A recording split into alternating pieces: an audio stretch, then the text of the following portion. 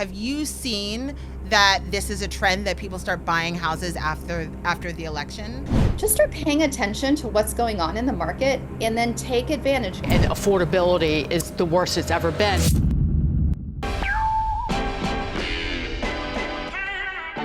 So whether you're for Trump or Kamala, should you wait until after the election to buy a home? The presidential elections are coming up, and it could mean a lot for our economy, and especially the home buying economy, the real estate industry. I am here with Susan South, who is a veteran real estate agent and coach, and we're going to discuss this. Hey, Susie. Hey, hi guys. First, we're going to watch a quick clip, and then we're going to break it all down for you and give you our predictions. Well, the shaky start to the week on Wall Street may be good news for prospective home buyers. It could force the Fed to move faster toward a rate cut, bringing down mortgage rates in the process. But buyers might want to wait until after the election to make a move. According to one study, home prices and the number of homes sold normally increase the year after a presidential election. Joining us now to help break it all down, Nest Seekers International Chief Economist Aaron Sykes. Aaron, thanks for being with us. So again, we're seeing rates come down a little bit. We believe the Fed's going to cut rates, but home prices are still really high. So where do we go? Are we going to have more opportunity for home buyers who want that first home and to live the American dream? Yeah, so I think this is a sneak preview as to what is going to come towards the end of the year, because yes, we've seen the 30-year move down without the Fed touching the Fed funds rate, which is a great sign. Now, if we do get the cut in September, it will probably end up around 6.25 by the end of the year. That said, earlier this week, we were calling perhaps for an emergency cut. I don't see that on the table since we did rally back today. However, the real caveat is what comes first, the chicken or the egg? Is it more about the home price or is it more about your mortgage rate? And right now, inventory is starting to sit. Things are there for 180 plus days. And I'm lucky in that I work in the Florida market as well as the New York City market. And in Florida, particularly in Palm Beach, we have been running 6 months almost to the day tracking ahead of New York City. And we pulled back 6 to 9 months ago. Our inventory is over 180 days on market. We have 36% more inventory on this year versus last year. So I expect that to follow suit in the rest of the country as well. So there is more inventory, but are you starting to see, and it's sitting on market longer, but are prices coming down? Because that's the adjustment that you need to see. Because mortgage rates, the inventory problem is related to people who have mortgages that are like 3.5% and they're not selling. But you have mortgage rates that are still expensive and home prices that are way too high, and affordability is the worst it's ever been. Are people cutting their asking prices to move their homes? Because ultimately you need to have that equilibrium. Exactly. And so we're not necessarily seeing huge price cuts. We're starting to see people tiptoe into the price cuts. However, what is actually going into contract is going into contract 10 to 20% below ask. So you have to be aggressive as a buyer. Don't pay attention to the list price. Really go in, make your own deal, state a case for that deal, exactly what you just said. And you can find this happy medium of a falling interest rate environment plus a falling price environment, but it's going to be a blip in the radar, so it's not going to last very long. So you got to time it right. Exactly. Aaron Sykes, great to see you. Thanks for being with us. Thank you. So you've been in the market a long time and you've been through different elections. Have you seen that this is a trend that people start buying houses after the election? I have seen that there is a wait and see, depending on who is going to go into office after the election. So elections are in November, and there are people that will wait until after the new person is put into office. That does actually happen quite often. So, and I can imagine that, because if you think about it, no matter what, people are feeling that there's an uncertainty during an election. You don't know either way. And right after someone gets elected, there's usually a calm because people have more confidence in the market. So that makes a ton of sense to me. But I even know people who are waiting to see on any type of big purchase. Yep, I know cars, some people, I've seen it. Yep. Well, actually, the person that I know is waiting to see if he's going to buy a huge plane until after the election. But he actually wants to see who's going to win the election for that one. Um, I don't have that as a reference for when I do things. I'm not waiting to buy a plane, but okay. well, but this is a big purchase, and for most people, it's the biggest purchase they're going to make, right? Yeah, and what I put it to, and part of this is just how how I read it, is there's interest rates that are associated with different policies. And the interest rates may be your thought is that they're going to go up or they're going to go down, and depending on who it is that goes into the office. Most of the time, and we're going to just put a little pin in the 2020 period of time because we had COVID going on, and so there was a lot It's that an was anomaly, happening. right? It's an anomaly, so it's not necessarily the best reference. However, there are some times when leading up to an election and then right after the election, before the new administration, or if it's the same administration that's going to go back into the office, that they are making some changes. And so that is something that gives people pause, and they sometimes are just a matter of what's going to happen before they make that big decision. Now, the mortgage rates have been dropping a little, They have. even without the Fed doing anything. Yes, yes. So if the Fed makes a cut in September, and thinking in September, we're not in the spring season, the spring summer season anymore, but we're sort of still there, aren't we? Sort of. Sort of. Yeah. There's, our lifestyles have changed so much that there are people that are moving at all different times of the year. Definitely when you're in areas where weather and the school system is going to be a huge factor in the move, you are going to see spring tends to be busier. Now, where I live in Florida, our season, we do have a bump because we have snowbirds that come down during certain times of the year before the winter months start. And then we also have the school system. So those people that are local, like myself, that live here, the kids, getting them into a new school system, we typically don't want to make that move during a school year. So yes, we are about to be in a time that is probably a lull in the market overall. But I'll tell you, if we start seeing this again, this is me reading the tea leaves. If Right. I am looking at the interest rates going down, which it looks like there's a lot of indicators that they're going to go down even more. They've gone down a little bit. Right. They've gone down to what they were probably a year ago, depending on the type of loan. And if they continue to do that, and if they take a larger dip, I think that we're going to have a lot of home buyers that have been on the fence going back into the market and taking advantage of it. I agree with that. I agree with that 100%. And I also feel as though people are tired of waiting to move on with their lives, sellers and buyers.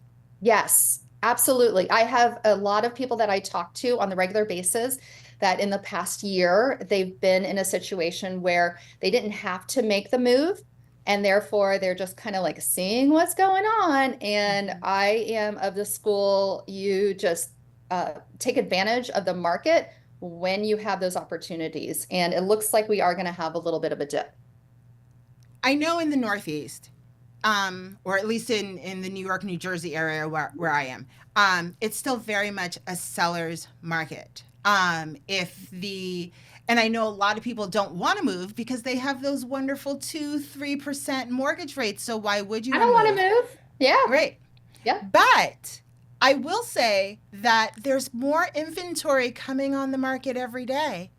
I mean, even when you and I were preparing, we have our home buyers course, agent-free home buyers course with the Center for Real Estate Education. Even we were doing research on that. Didn't you see, like, there were a ton of homes in the area that you did the whole Zillow search for, right? There were a ton of homes, and I was completely surprised. There are more homes coming on the market in most metropolitan areas. We are seeing that. There is a difference between where you are versus where I am in Florida. And then there's also in the video that we watched, it was interesting because honestly, the market that she was talking about is so very different than what I'm going through, as well as what the Northeast is. And we're not having a lot of homes that sit on the market for 3 to 4 months. It does Okay. happen. It does happen, but a lot of that has to do with if it's priced too high. So it just tells you, even in a place like I am on the other side of Florida versus what was going on in the video, and our market is completely different than that. So it's really hyper local. It is. Extremely hyper It local. is. I found it really interesting, and maybe you can say where buyers should draw the line. So I found it interesting that in the video, she said that buyers shouldn't be as tied to the listing price as they have been for the past couple of years. David and I, my husband David and I, bought 2 years ago, and we went over asking. We had to go over asking. But now it seems like maybe you can lowball it a little if you feel, if you feel racy and confident enough. What do you think? Yes, if you're a little frisky, you could try. You could definitely do that. And my recommendation is, and this is honestly how I will approach a buyer. If I'm working with a buyer and they've decided that they like a house and they want to put in an offer and they want to try way below what I think it's ever going to sell for, is I will ask them, okay, I am going to present this and I can, I can sell the ice to an Eskimo if I need to. And yet, if you are wanting to go way, way, way below, tell me why. Because I need to be able to, whatever your reasons are, I need to utilize that when it comes to selling that to either the listing agent or the seller. And think of why you want to lowball it. So if you want to lowball it because the market is telling you that houses are going to sell for a lot less than what they're listed for, go for it. But have some reasons behind it. This is not a fire sale. We are not in a situation where Right. homes are just going to be 20 and 30% below what they're listed for unless they're drastically overpriced. So just keep that in mind. It's just unrealistic and it kind of wastes your time, and you think that you're going to possibly get that great deal, and you're And you're probably not going to probably get not, right? close. What Yeah. about if you want to put in a lower offer, doing an escalation clause? Yes. So you can do that. You could definitely do that. What so explain to everyone. I mean, I'm not the best person to do it. You explain what is an escalation clause. So an escalation clause is you write your offer, and let's use 500,000 as our marker. The house is listed at 500,000 and you think you don't want to pay more than what it's listed for. However, the houses are selling fairly quickly in that area and you kind of think it's going to go a little bit higher and you're willing to pay more for the house. So you could put in an escalation clause, which is really a document that goes along with the contract that will say, I'm offering you 500. If you have other offers that are above my price of 500, I am willing to go up in price to a certain amount, and you put in whatever that amount is. So let's say $2,000 over whatever the next person goes, Yep. up It could to be 525. exactly. So you have to put in what the amount is that you'll go over another person's offer. And then you also have to put a limit. So I'm willing to go to 530. Right. And I'm willing to go $2,000 over anyone else's offer price of only $2,000 and up to 530,000. Got it. Okay, so an escalation clause is another way that you could sort of key in on what's happening in the market, what's happening with the Fed, what's happening with the election, and being able to go a little bit under, because we're not going to see, I can't see us seeing the housing prices drop, but they might be a little bit more apt to accept something that's a tiny bit lower. Well, no, what I will say is different that I have seen in the market as Oh, compared to the video. We're about 5% lower than we were in the entire county that I'm in. Okay. So last year Okay. versus this year. So we have dropped about 5%. Now that's counting for everything. Luxury has been hit probably the hardest in that, but your average home really hasn't gone down quite that much. Okay, so I don't know for our market, but that would be great for people, especially agents out there who are listening to this. Please comment, subscribe, of course, but in the comments, let us know, what are housing prices doing in your market? Are they going down? Are you seeing them holding the same? Also, let's just sum this up. So I want to know from you, Susie. No matter, Trump, Kamala, doesn't matter. At the election, are we going to see home prices explode? Or not home prices. Are we going to see home sales explode? Explode? No, I don't think so.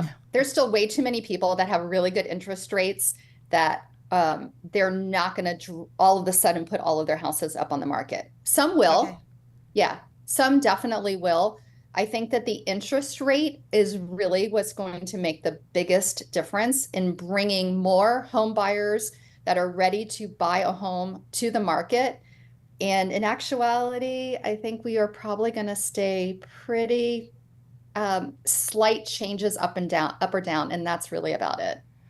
So I think, personally, that people are tired of waiting or people are tired of putting their life on hold. And I think it's not going to wait for the election. It's really going to have to do with what happens in September with the Fed.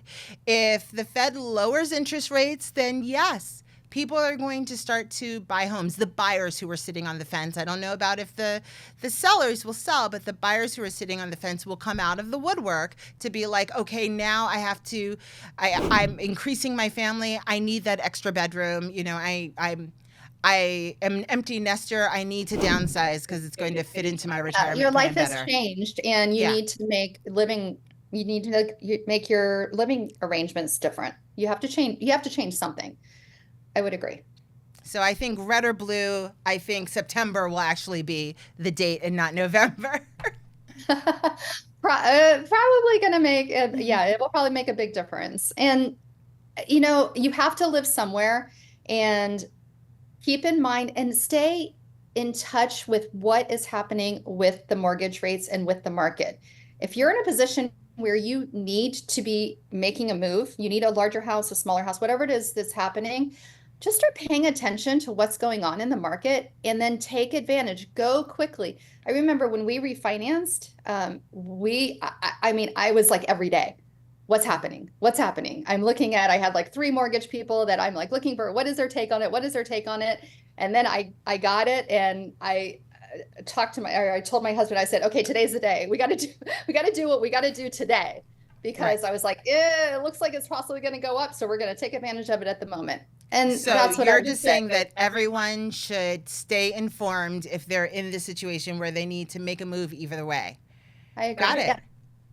Well, thank you. And just in case anyone needs to figure out how to buy their own home, if you want to go agent free, or if you just want to know what the steps are, please check out recareercenter.com/agent free and watch our mini course. You don't have to buy the whole course at first. We do give a free mini course, and you can see if you are the type of person who actually should be buying their own home. I give a nice little quiz. I'm a Cosmo girl. I love the quizzes. So take the quiz.